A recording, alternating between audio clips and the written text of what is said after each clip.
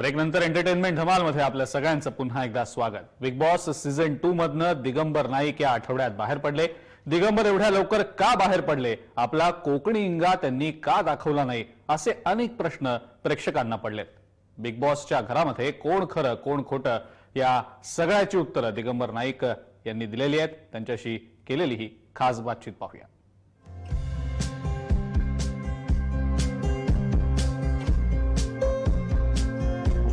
Big boss Marathi 2 या पर्वाला सुरुवात झाली आणि पहिल्या दिवसापासूनच आज घरात राडे फुल सुरुवात झाली आणि त्याची नॉमिनेशन प्रक्रिया काल पार पडली। तर दिगंबर नाईक यांना घरातला प्रवास संपवावा लागला आणि ते आता आपल्या सोबत आहे।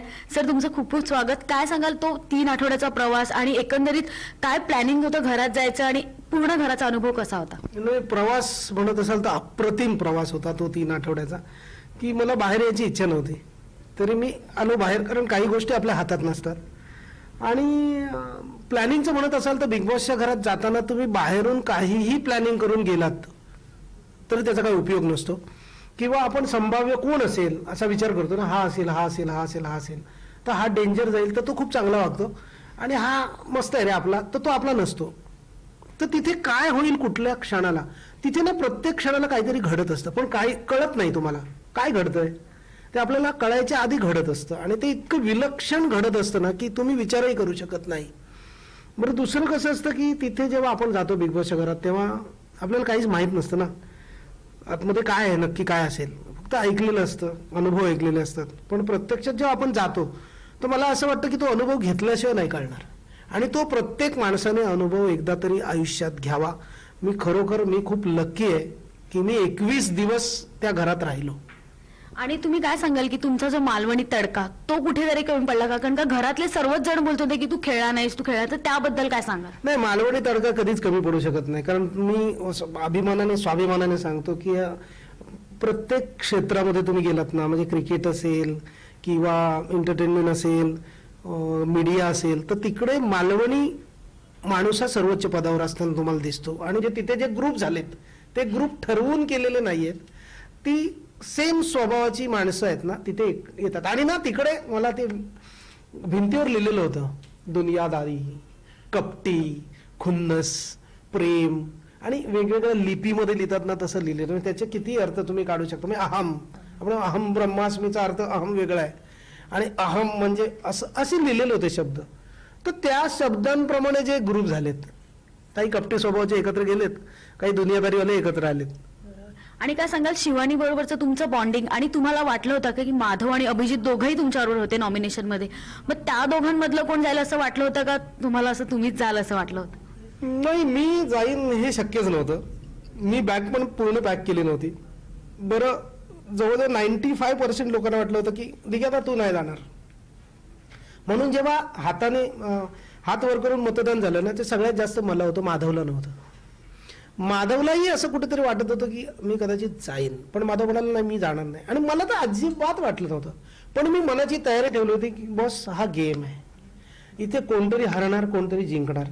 मी जेवढा आतमध्ये गेलो आणि तुम्हाला 21 दिवसात जेवढा शांत दिसलो तेवढाच शांत मी बाहेर आलो, तेवढाच शांत मी आत गेलो।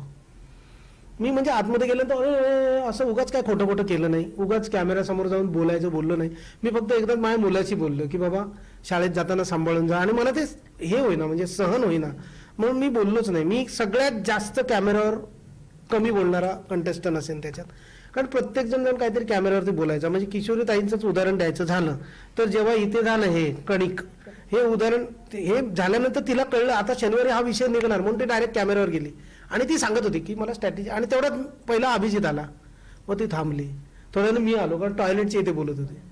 तर हे मी कधीच नाही केलं कॅमेऱ्यावर जाऊन उगाच, कारण ते खोटं दिसतं ना, तुम्हाला लोकांना पण दिसतं ना की आता लोक बोलतायत। म्हणजे मी कालच म्हणजे आजच आलो असं म्हणा, तर आज आलो तर मला एवढे मी मेसेजेस बघितले, एवढे लोकांचे फोन येतात, त्याच्यात लोक बोलतायत की तुझ्याबद्दल एवढं बोललेत, आणि तीच आतमध्ये असताना तुम्हाला ताई म्हण, तर असं ताई म्हणून ताई होता येत नाही ना, की ताई पण तुमच्यात असावं लागतं, ते तुमच्यात नसेल तर तुम्हाला कोण ताई म्हणणारच नाही ना। किंवा म्हणजे जे माणूस जसा असतो ना तसाच दिसतो लोकांना, जो पोटात आहे तो ओठात येतो आणि तसाच दिसतो, म्हणून तो ग्रुप पण एकत्र जो झालाय, ती रुपाली असेल, ती किशोरी असेल, तो पराग असेल, ती वीणा असेल. आता ते शिवचं कसं झालं, तो दोन्ही ठिकाणी असतो, ते त्याला कळतच नाही अजून. म्हणजे ते कदाचित असेल त्याचं तसं. म्हणजे तेच बघ ना, आता शिवच्या अळचं ड झालं म्हणून विदर्भातलं कोणतरी येतं आणि सांगतं की हा विदर्भावरती अन्याय आहे, तुम्ही माफी मागा विदर्भाची, नेहाला सांगितलं.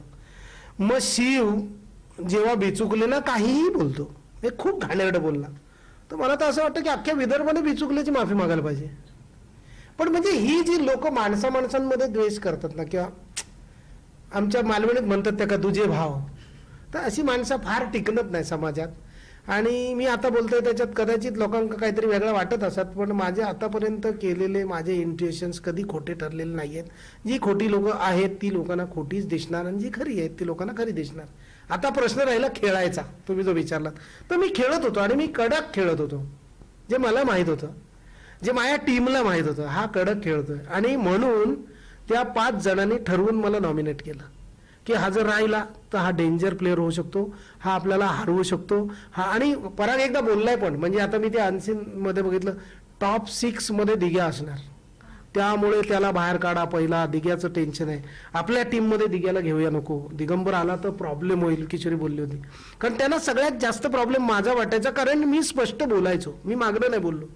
मी किशोरीताईना तोंडावर बोललोय, मी वीणाला तोंडावर बोललोय, मी परागला तोंडावर बोललोय, मी रुपाली, काय रुपाली काढू काय, रुपाली गप्प झाली. म्हणजे ती बोलूच शकली नाही, कारण तिला माहित आहे मी 15 वर्ष तिला. फक्त मी ना, काय असतं, काही लोकांच्या पर्सनल गोष्टी असतात ज्या मला माहित आहेत.